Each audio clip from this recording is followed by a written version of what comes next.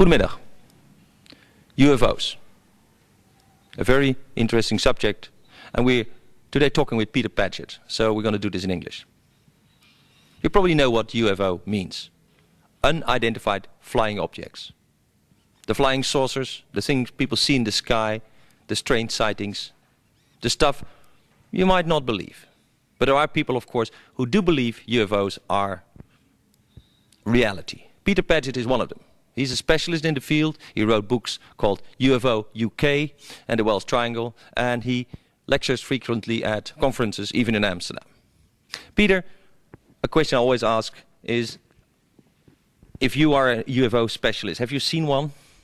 Yes, I've seen a number over the years, because I've made it my business to place myself in locations where a flap seems to be going on at that time. You mean there's places in the world where there is more visitors than, say, in the heart of Amsterdam? Yes, these events seem to occur for limited periods of time when there is an intense amount of activity. There was one recently, for example, in Middle America. And then you will get numerous reports, maybe 3,000 reports in some 2 or 3 weeks from everyday people, all kinds of walks of life and professions. What is that? Is that a UFO conference from the extraterrestrials? We don't really know. I mean, we sometimes try to tie it up with what is happening. Is there some kind of potential seismic event, something that's going to happen with the Earth? There is often a military connection. There's sometimes a base which seems to be doing something rather sensitive, which seems to attract interest from these denizens from elsewhere. Are you suggesting that, for instance, if a country like Peru secretly would be doing nuclear testing or strange frequencies testing, that would attract the UFOs?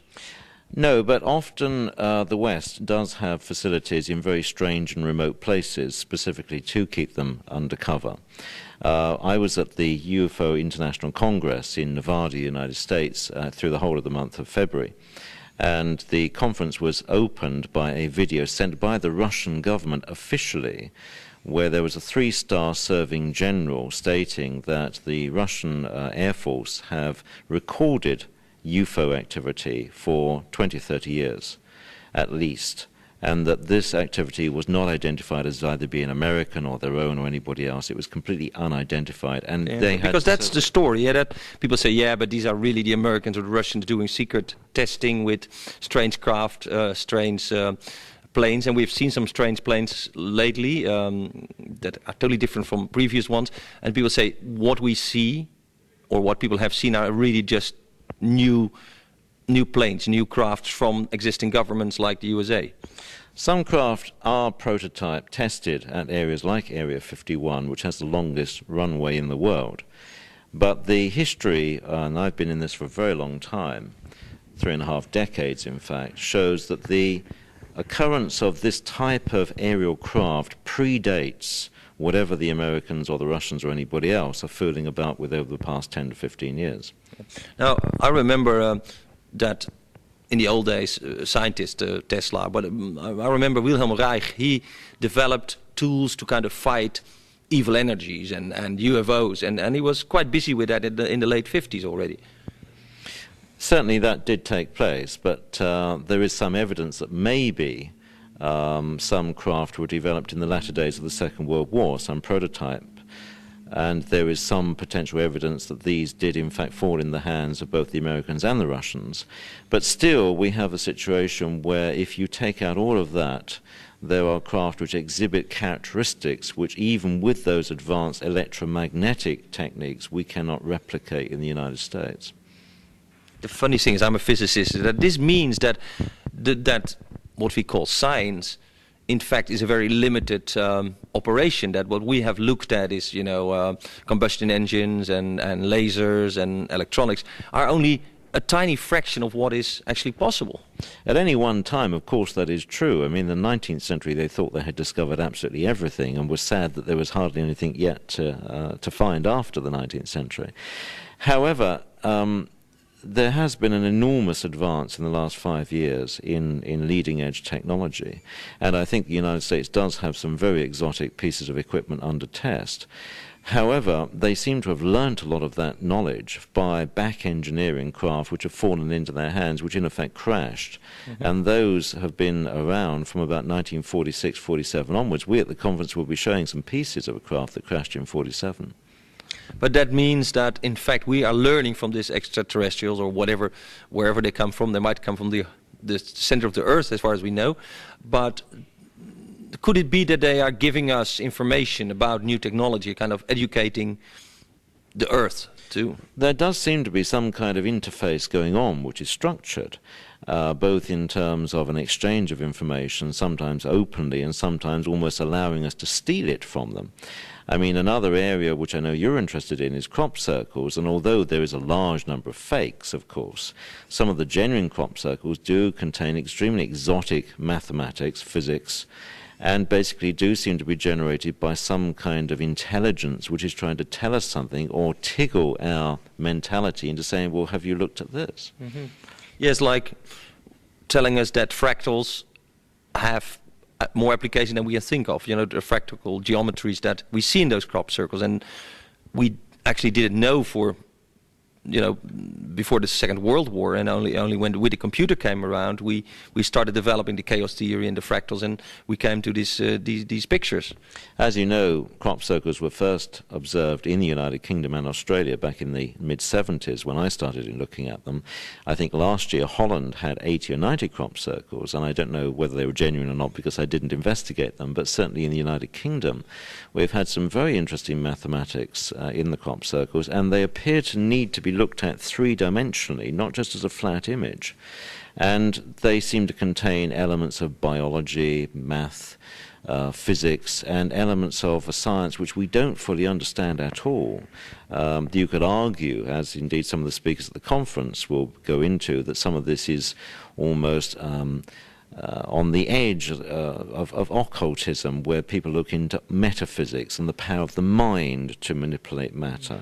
And what happened last year is then or 2 years in a row, that people would go there and say there's something holy, something magic, something healing about these crop circles. So they would go there and go in the fields and actually say that there is a magic energy there. It certainly affects people deeply psychologically, and the ones that are genuine, sometimes you can test by an ordinary mobile telephone, because you can take a fully charged up mobile telephone towards a genuine crop circle, not a fake. And often it's been observed that when you enter the actual design, the mobile telephone will go dead, quite unaccountably. Then you can remove yourself from the crop circle and it will operate normally. So if this is within 3 days of its formation, generally speaking, this is one kind of test you can conduct. So again, form and tridimensional things, and maybe energies there play a role we don't really understand. Shape, as in, for example, one of the subjects we're covering at the conference at 2nd and 3rd of May, is a very important piece of physics, even at the submolecular level, at the subatomic level, and we haven't really fully understood this. One of our subjects will be examining the deeper meaning of the pyramid and the hidden chambers in the pyramid, which are being revealed from May onwards this year. The Egyptian authorities are opening up new chambers, new levels, and the actual shape, dimension and resonance capacity of the chambers seems to be the key factor in the pyramid. There are people who say that the pyramids could not have been built by the Egyptians with that level of culture and engineering, but it must have come from some outer space source. Well, a colleague of mine, John Anthony West, in the United States, has shown, in association with Dr. Schock, that the Sphinx is much older than we thought, because there is 12, put this in meters, it's 4 meters of rock have been lost off the back of the Sphinx through water erosion. And this indicates it is possibly between 12 to 19,000 years old. And the pyramids, as they were first built, had no hieroglyphs in them at all. They had no language, and they were built out of momentous size of stones, huge stones. Then as the dynasties came forward, the engineering devolved, it went down, it didn't increase. So we seem to have an early high civilization that could move incredibly heavy weights and seem to understand sound, resonance, and potentially levitation. People that have been in the pyramids again report strange feelings, strange energy phenomena, visions. experience that you could describe as a trip, as a psychedelic trip. Has that a reality, or is that a mass psychosis, a mass hypnosis?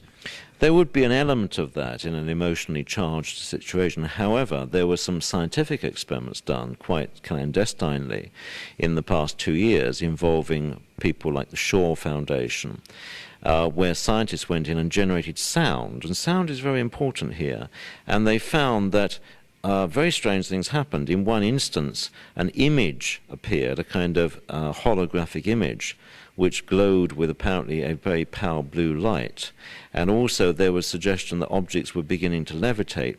There was some release of this information recently in London, and indeed at the very moment in time, as we are here now in spring, information is creeping out. There's kind of two camps. One camp wants to keep it suppressed and keep it really under wraps, and the other camp wants to shout about it from the tallest building.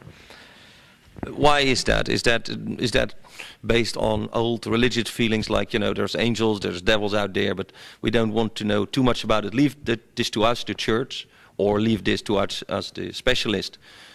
On the other hand, I could think about a government that says, hey, let's keep this quiet because we don't want the people to panic. I think there's two aspects. One is very simple. Egyptologists are fairly conventional people who have very set ideas on what Egypt was all about. And a lot of their ideas are sadly lacking. For example, you can show on the Giza Plateau that they actually bored very, very smooth, symmetrical holes in granite. And they bored them at a phenomenal rate of speed, which you could not do even with a diamond drill. So they had some kind of advanced technology. The other situation is that, yes, there is an element of should very, very secretive information, which the Americans, the Russians, other people, the English have been investigating, which seems to have been held thousands of years ago. Should this be made public? What is the strategic significance? What is the interest of national security? In the end... What's the military use of this, you mean? The military use, well, I mean, the French, for example, did lots of acoustic experiments and produced an acoustic weapon. The Americans are currently in production of... That's pretty old. In the Bible we see that, I think Jericho was demolished by people going around and blowing horns and demolishing the city walls. So it's not very new technology, is it? We know the fact that we're probably not going to get this to sing, but if we could sing this frequency back to this glass, we're not going to get it to sing. If we could sing that frequency of that glass back to it, it would shatter. Some people can do that. We need a wine glass. Or we need some wine. But yes, sound is a very powerful tool. And also the Americans have moved into the understanding of electromagnetic technologies and weaponry, I have to say, and indeed flight. But most of this seems to be like they have seen craft, they have seen technologies demonstrated in the UFO phenomena, and they've said, well, basically, we acknowledge that this exists, as the Russians now officially acknowledge that it exists, that it's been seen by official observers. They say it's not them, they say it's not the Americans, and the Russians will know whether it's the Americans or not. I mean, if you want pictures of Area 51, the Russians will sell them to you, so there's no problem about that. That's kind of funny, still a competition between the two. Still, we have seen films about seemingly authentic extraterrestrial beings that were later labeled fakes or not. What's the truth about all this? There is a hard core of communication and abduction and interface, which is unquestionably authentic. I was investigating abductions 20 years ago before Professor Mack, who wrote a very important book on it, had even heard of the word. And these people had no literature to read at that time about abductions, and yet their experience was precisely the same as recorded now, some 20 years later.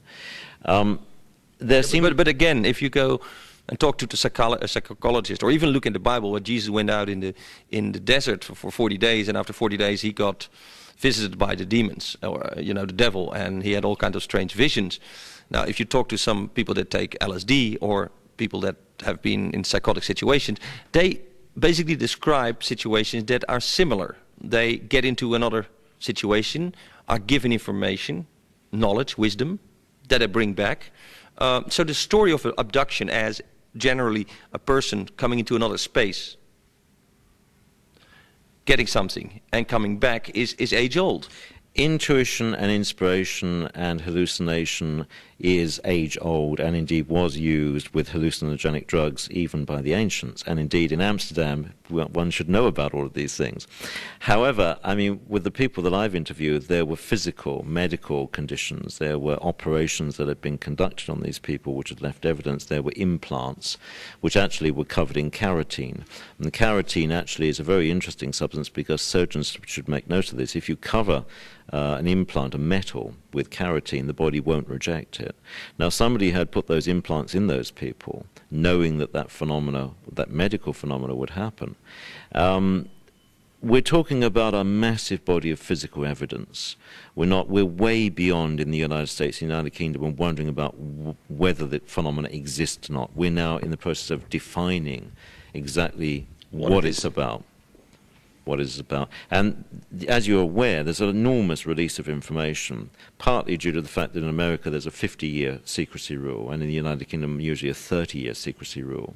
And the Roswell and the Corona crashes, of which we do have some pieces at the conference, will actually now be coming out of their security. Officially and legally, people can claim that information to become public. Yes, the US Air Force conveniently lost a lot of documents, but there is too much out there now. Conveniently, you say on purpose.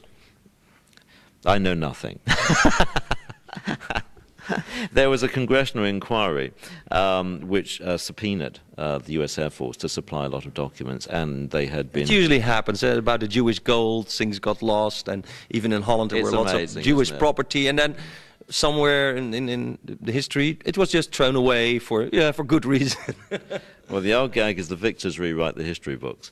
And the controlling power at any one time does seek, I think, to issue information which is politically correct and comfortable for people. And I can see that if, for example, in 1946, 1947, when this really blew up in the Americans' faces with these crashes, that just after the Second World War, it was legitimately impossible to tell people that there was something flying around the skies which they could not control, which was vastly more superior to American air power. I think we've now come a long way. But then we come back to the story about the radio, who's the guy, Citizen Kane, the radio story about the invasion that frightened the whole of America. Funny enough, I've investigated that, and most of that is actually fable. There wasn't the degree of panic, except the gag is that they do say that when the actor who was who was impersonating, well, I'm not sure, but who's impersonating the president's voice came on the air and said there's no need to panic, then everybody panicked. But no, I think really civilization, society has come a million miles in the past 50 years. I think we're now in the situation of releasing information in a controlled manner, of saying to people, yes, by definition, there has to be people out there. There has to be civilizations out there. The debate has always been that it's too far away to have any communication or effect here. Patently, that is not the case for two reasons. Historically, through ancient history, we can see that there was high civilization here. There's even been the discovery of technological artifacts which could not have been produced by primitive societies. And also, through such fictional films like Stargate, we are introducing, I think, the idea to people is that the idea that you mechanically have to travel light years to the next star or three is not in fact the case. That in fact, as Lazar has said in the States, you can compress time into a kind of wormhole. You can pull the space together so that in fact you could get to the next star in a much shorter amount of time than one had originally thought. If time and space is not linear, and that's what Einstein said, and these days the Brown theorem about non-locality would mean that the story that information cannot travel faster than the speed of light is actually not true physically. We could get into a very interesting debate about astrophysics and theoretical physics, in which I also... Well, I've spoken also to those people, and they say, yeah, well, listen, the theory is now at this stage that non-locality means that we could do one bit at a time, and I've spoken with physicists and scientists like Paul Sirac and others who say, yes, we're in the process of sending a bit back 24 hours, one bit back in time. And if we can do one bit and we can play the casino in Nevada with that one bit for yes or no, we could make money. Everyone's trying to make money. The interesting thing about when you get into really serious, advanced physics is that the people working it actually are very open to strange phenomena because they know that the universe is strange. Nothing is as we originally thought it was as children. A straight line is not a straight line. Everything is curved. Things do drop into space at room temperature and drop out of space at room temperature. Atoms do appear and disappear. By working with substances at near 0 Kelvin, one is realizing that... Which is very cold. Which is minus 273 degrees Celsius. You realize that this stuff is not what we think it is. It's principally made up of vibrating energy, like the water in this glass, which happens to take this shape. But in fact, it can dissipate and it can become empty space. And indeed, most of this stuff is empty space. Reality is not what it looks. Definitely not. Are you really sitting there? Pinch yourself and find out.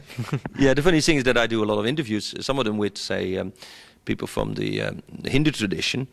And they say, yeah, but you know, all these stories about UFOs and different planets and this and that, we know this. If you read the Vedas, if you read their old scriptures, they talk about planets and different civilizations and level of awareness. There's nothing new for them. They say it's always been there. There's specific things. There's things like there's a tribe in Africa who knew about the configuration of Sirius long before the astronomers supplied that information. So there's specific things you can look at. How did they know? You've also got this other interesting field apart from knowledge of physical objects at great distance, which we now know, we thought but we now know, is in fact true.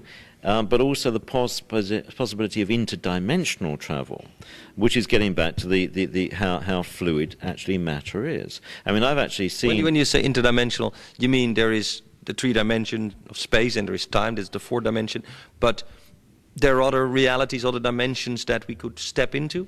Well, I'll give you an example. You're sitting there in that chair. If you got up and walked over there, you're not sitting in the chair. But if you alter the time, you could be sitting in the chair again. It's tied up with time and frequency.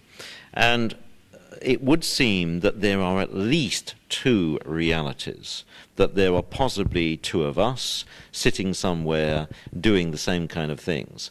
This is basic physics, and it's curious. The more you get into it, the more bizarre it gets. But basically nothing is simple, and all possibilities could be. Yeah, but then the mystic says, well, so what? It all is there. So there is some universal energy. There are many dimensions. Who cares? I still have to live the good life and follow what has been laid down as the 10 Commandments or the ethical way to live. The old religious truth still holds. Well, this is why at the conference at the Artist Party Centrum, we are going in not into just the theory, but the actual applications. We're going into the culture, the music, the art, and also how it will affect the millennium, because we're coming up to this very important period in human civilization right across the world, where we are going to go through a catharsis, a metamorphosis event over a few years, which the whole of civilization will change. Our finances will change, our technology, as we know, is changing. Even the chips and technology in computers changes every 18 months. Everything in this studio will be out of date in 3 or 4 years' time.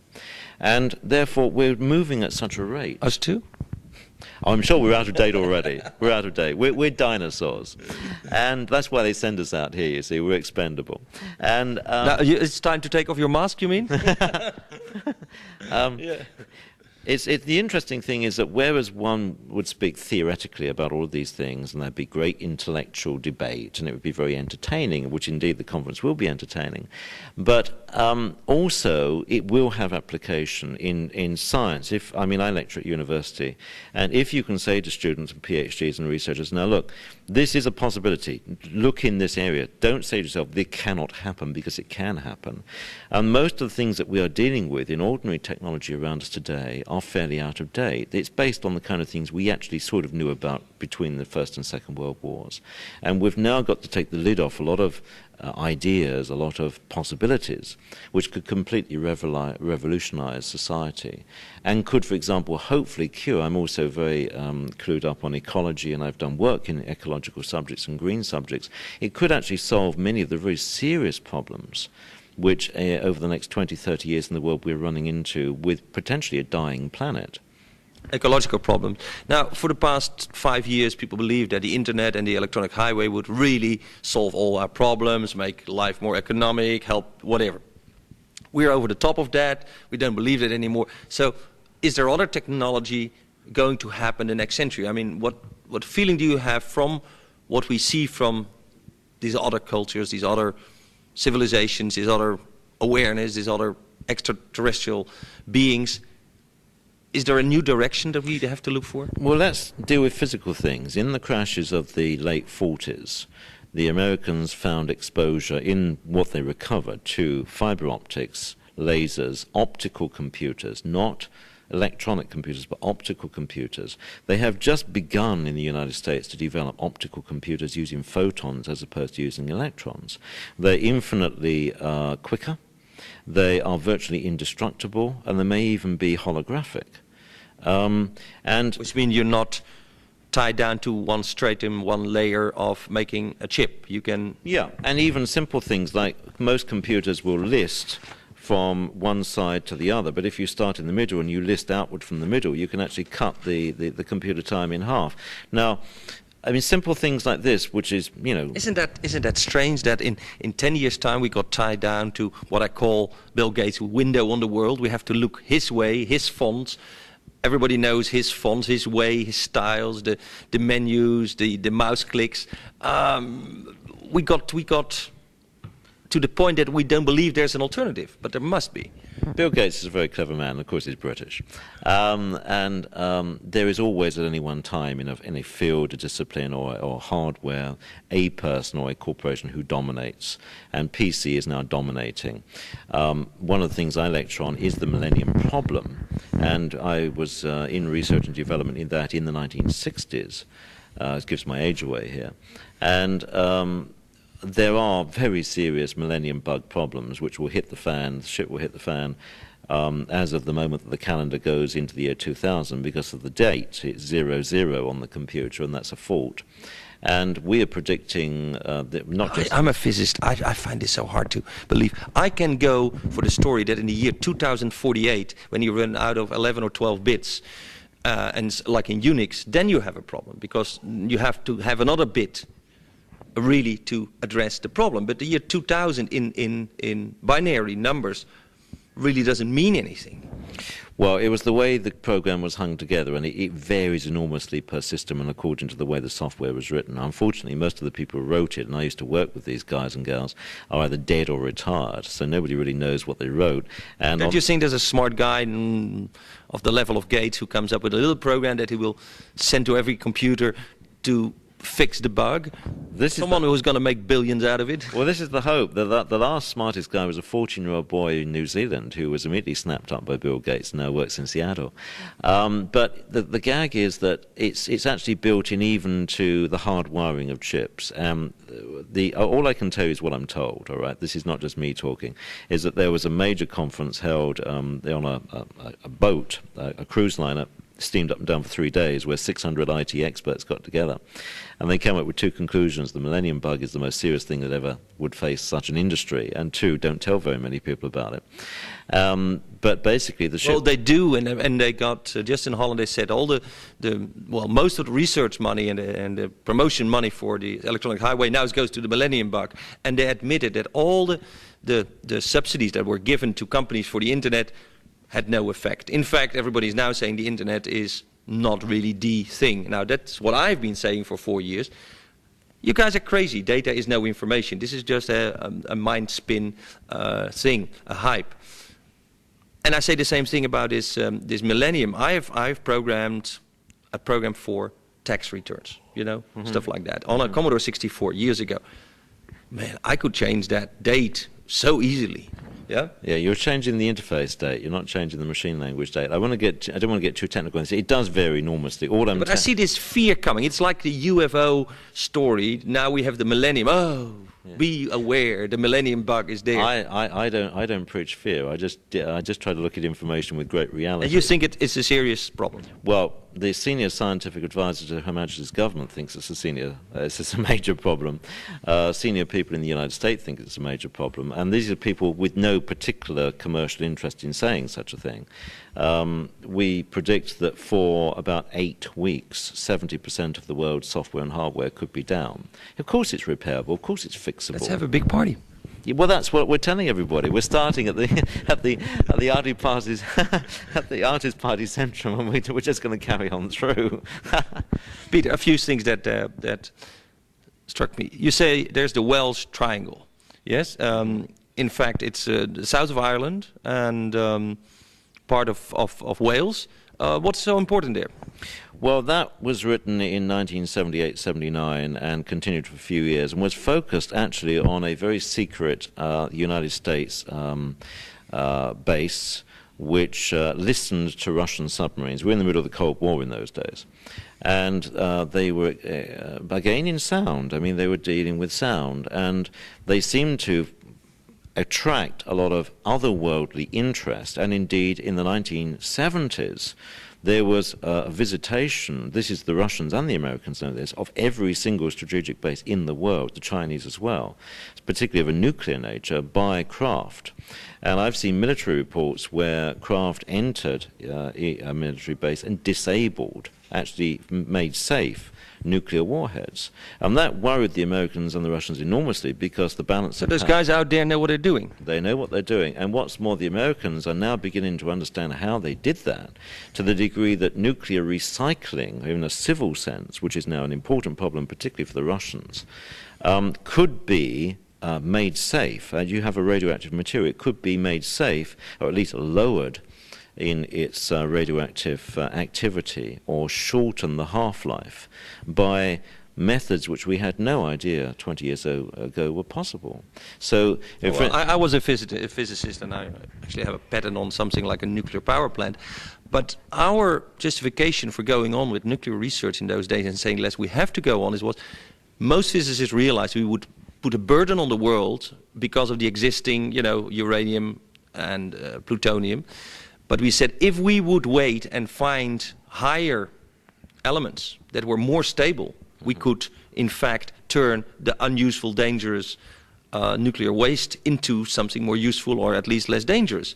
But we had to do more research, and there was one reason to go on with the research, and by now most research, of course, has stopped on that level. Well, as you know, in the United Kingdom, we have one of the most advanced nuclear reprocessing plants called Thorpe. And most of the European nuclear waste, I think the French do some as well, comes to us for recycling. However, it only gets made basically into other kind of nuclear products. Now, there is a technology, and the Americans have had access to this technology, by which nuclear material, radioactive material, can actually be neutralized. So it's no longer emitting alpha, beta, gamma. And I think that is an early stage of development. I don't think it's available on the shelf as yet, but it will come. And when it does come, it will be important, particularly, say, to Russia, which has vast amounts of nuclear fairly scrap. Powerful plans that are not very safe. Serious stuff. And I mean, if you wanted to get into things which are a little bit more scary, I mean, there are actual nuclear submarines sunk in the North Sea. One of them accidentally just sank, where the nuclear missiles are still sitting there and the hatch covers are off. Now, the Americans took a look at that and said basically it's too dangerous to even go near. I mean, the basis that, if it's safe, don't play with it. So we've got lots of problems over the next 50 years to get at. I mean, I have enormous respect to the American teams that went into Russia after Chernobyl and made safe some 30 Russian reactors and closed them down, where they were about to go unstable in a similar manner to the Chernobyl incident.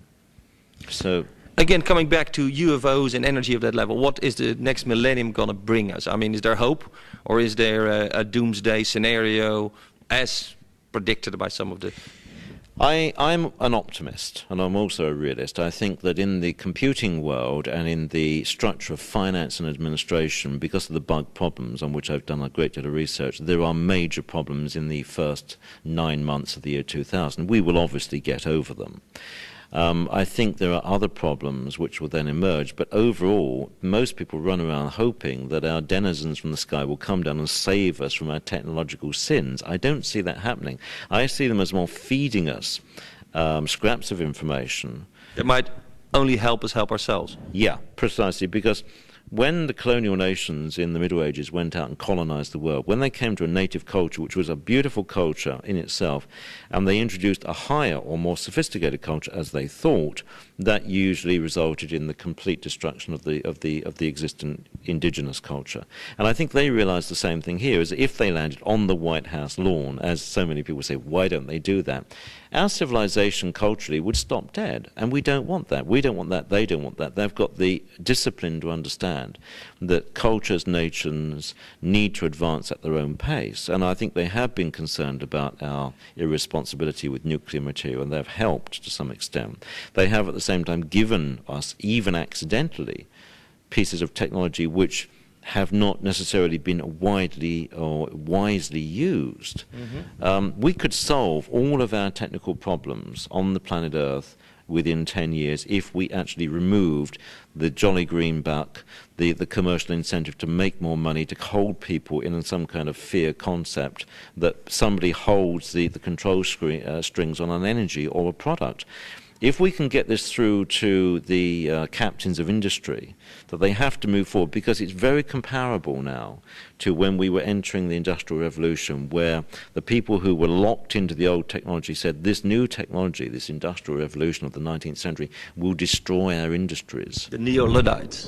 Exactly. We're exactly in the same point. We have to encourage society, politicians, scientists to have the courage to say, yes, but if we could step into this new millennium and really have the courage to grasp it for what it would be, then in fact most of the problems that we're having with smog and pollution and all things, my colleague who was on earlier is a marine engineer who's concerned with water quality, for example. These are solvable. You take some of the work that was done between the First and Second World Wars on water purification. That's never really been applied. Most problems are solvable if we have the courage to say we don't need to make so much money out of it. Peter Paget. It all comes down to awareness and doing it in the right way. Thank you, Peter. Thank you. New Insight is het tijdschrift van Peter Paget. En u kunt nog naar hem gaan luisteren tijdens die UFO-conferentie dus in Artis. En die vindt plaats zaterdag en zondag. En u moet er dus zaterdag om 9 uur zijn, wilt u dat helemaal meemaken. Peter Paget, UFO-specialist en iemand die praat over vreemde vormen van energie. Waaronder crop circles. In Artis dus.